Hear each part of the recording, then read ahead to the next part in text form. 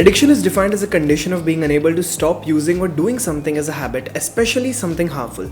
Classically, when we think of addiction, we think of alcohol, smoking, drug abuse, or something else. But if you examine carefully, the digital world has given us so much more to be addicted upon just in the past decade, which was never ever seen before in the history of human lives. From social media like Instagram, Facebook, YouTube, Snapchat, and so much more, to video games, manga, and porn. Everyone is addicted to something. Around a year ago, I was addicted to this game called as Minecraft. It was literally the best game ever created. I spent countless hours making perfect farms and automatic sorting system for all my items, and trying to make a perfect base, which would defend itself from all the enemies. The game was endless and it gave me a sense of freedom which I never ever felt before in any other video game. Needless to say, every time I played it, I thoroughly enjoyed it. But every single time after I quit the game, and I had this extreme feeling of guilt and sadness which almost took over my entire body. I wasn't able to move, I was sort of paralyzed for at least 10 to 20 minutes. Just by the thought of how much time I had wasted from the day. I used to start at 12 noon and used to finish playing the game by 4, and I had wasted 4 hours of the day just like that. While at the same time I was in my third year of MBBS, I had to make videos as well as read so many books to just pass my exams and attend the postings. But somehow I always managed to fit Minecraft by replacing some or the other activity. I was addicted to this game, but one day I decided to take some action, and that is the day that my life completely changed. After just another gaming session, I had this bout of guilt once again, and I deleted the game and all the files related to it. All my worlds, all my progress was just gone in 1 second. I can confidently say that 1 year has passed ever since that, and I have not played Minecraft for a single hour.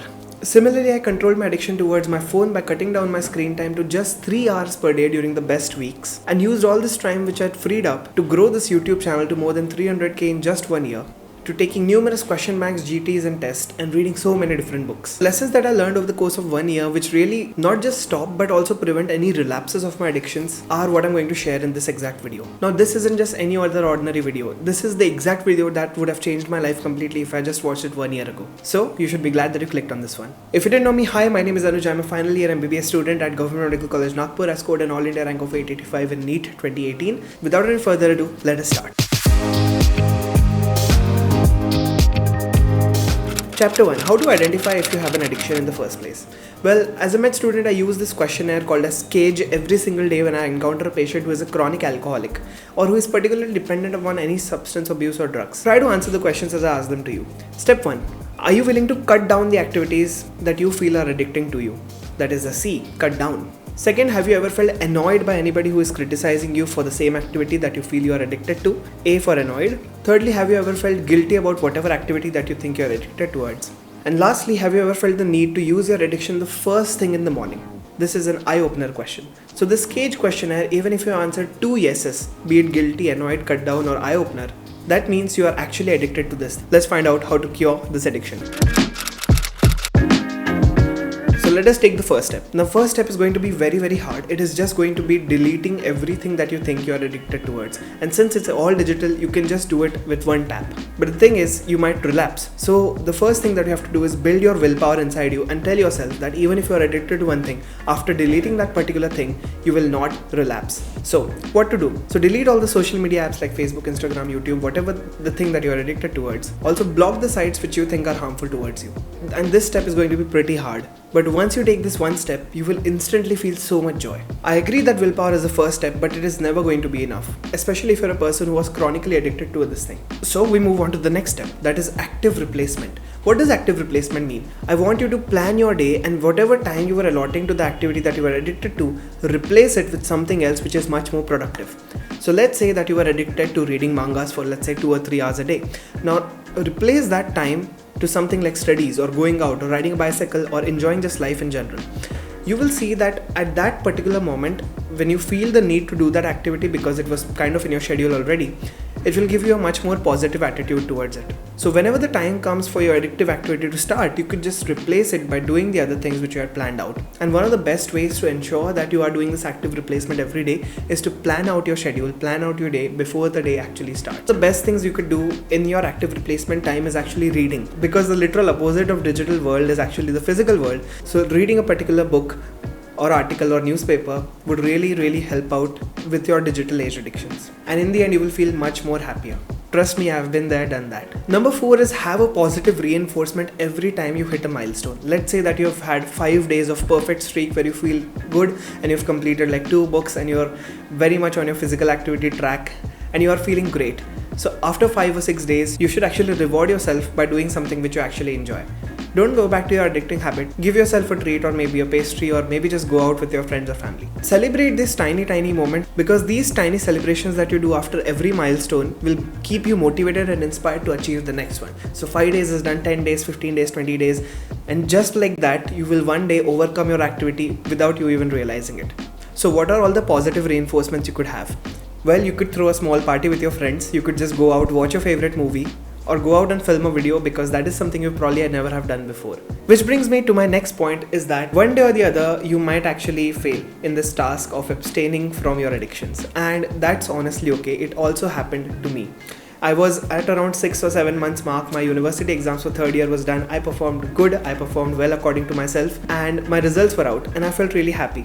So at that moment, I really wanted to celebrate just playing Minecraft for a few minutes. So I just downloaded the game, installed it, opened up a world, and within 5 minutes, I realized that what I had done was not at all good, and I was going down that same addiction path once again. But thankfully, I realized it then and there and just deleted the game once again. This is just one of the examples. It could really happen to you at any month during your journey, but don't be disheartened by it. So at that time, you have to remember is that many people think of it like a streak. That means मैंने 365 days I was very successful, but one day I lost my streak, and now it doesn't matter because I've lost my streak, so why should I continue the streak in the first place?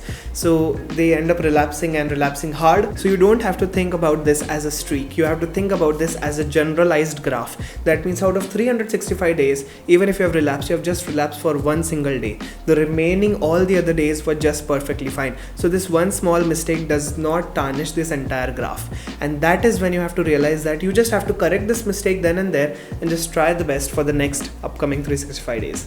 Now, a lot of the times you might get thoughts about getting back onto your addicted thing, but at that time I want you to actively cancel out the thoughts. Most people you talk to will tell you that don't ever think about it, don't ever think about the things that you are addicted, don't ever think about alcohol or smoking or drinking or whatever the thing you're addicted to. But I'll tell you that it's not really realistic, again, because you're going to have thoughts on the thing that you really were dependent upon at one day, be it anything like social media or something like porn, and you're going to get thoughts about that one day or the other. So I want you to actively cancel out those thoughts by positive reinforcement once again. I don't want you to feel like मुझे thoughts आने नहीं चाहिए. Instead, अगर वो thoughts आए तो just accept those thoughts and try to bend them away and try to tell them that okay, this doesn't really matter to me that much. And when you actively cancel out those thoughts, you become stronger and stronger because you no longer fear that. You know that even if it comes to you, you're going to face it with a stronger mind. So there was this experiment in which there was a mice and he was placed alone, and there was this canister of methamphetamine or cocaine, and there was this pedal that mice could push, and he would get some sort of drug, and he would take that drug and he would feel really good. After the drug's effect were gone, the mice would be very depressed. So we noticed that whenever the mice was placed alone in the cage, that is the point where he used that pedal the most. So whenever he was alone, he tried to do the drugs, he tried to be addicted, he tried to feel good because there was nothing else in his life to do. And what happened was that the experiment was later modified, and that rat was introduced into a group of rats, and the same pedal was kept right over there. But what we noticed was that when the rat actually socialized and interacted with the other fellow rats and mice out there, he never actually came back and pressed the pedal to get the drugs, because he was having so much fun with the outer social activities. He never ever felt the need to press the pedal to get something to actively boost his central nervous system. Now, there is a reason why I use rats and mice for experiments of drugs which are used on humans, because rats have a very common physiology to most of the things as a human being, and that holds true for this experiment as well. So this is the line: rats prefer social interaction to heroin or methamphetamine. This is actually crazy, right? So the way any sort of addiction, be it digital or physical, works is that every time you take a shot, your brain is extremely highly loaded on dopamine. Let's say Minecraft, for example. You build a house, you feel really good, you are very high on dopamine, but as soon as you close Minecraft, that dopamine really crashes and never comes down to the basal level. It always goes below it. That is where you actually felt depressed. And whenever you are interacting socially, that dopamine level is not shooting up high like crazy. It is going up slowly and coming down. So what happens is that whenever you are doing something addictive, that high dopamine is what you actually get addicted to. That is what your brain craves. But when you're in a social interaction, that dopamine is constantly up on a bit of a higher side. So you don't have that particular craving, I need even more than that. So this entire story actually brings me to my next point, is that socialize, go out, meet people, enjoy your life. If you're enjoying your life, if you're meeting new people, you won't really feel the need to use your smartphone or any of the technological devices that you might have, and you will see that your digital addiction is fading away like anything. If you just pick up a book and you start reading it, you will feel no longer you need your phone to be happy. You no longer need to scroll reels to laugh. You will find so many things in life which are just so good, which are better than your digital things. The next thing is try journaling and keeping a track of your progress. Like I said, whenever I celebrated a milestone, I used to journal down a bit and just write my thoughts on my phone itself. I used to write down, okay, I did not feel this, I was really happy feeling that, and that really gave me a positive reinforcement. And whenever I felt the need to go back again, that was the thing which actually stopped me. So if you try to journal it, journaling is a very, very good habit. I practiced that so much in Europe when I was there last 10 days ago, and it really makes you evaluate your day in a much more detailed way, where you can anytime just flip back through a textbook and look at what you were doing at a particular day. You are maybe worrying for something which was just really useless. So try journaling. It really helps you break the habits, and it really makes you carefully analyze how you actually spend your day instead of just wasting it away. The last point, the 9th point, is it will actually fade away eventually.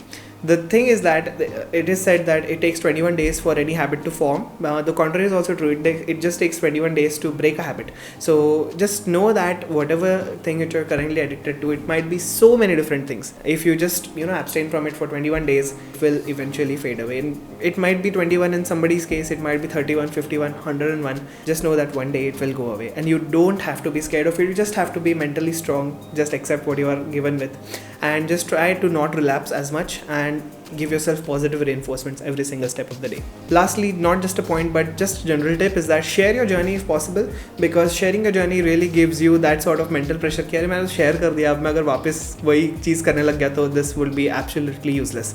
So share your journey online or share your journey anywhere that you want. Share it with your parents, your friends, your relatives, whatever, and you will notice that as soon as you share your journey, it kind of adds a mental pressure for you to stop or prevent your relapses. So that was it, and if you did enjoy this video, please make sure to actually hit the thumbs up button, because when you do, the YouTube algorithm blesses me and shows my face to many other people in the recommendations, and that really helps me out a lot. Also consider subscribing if you haven't already. I don't really know what it does, but it really feels good to know that I have a good amount of subscribers. Anyways, once again, thank you so much for watching. I told you that I controlled my phone addiction as well, so here's a video that will show you how exactly I controlled my phone addiction, how I was able to bring my screen time down, and it will definitely help you out too. Thank you so much for watching. It's Anuj. I'll catch you in the next one. Take care. Goodbye.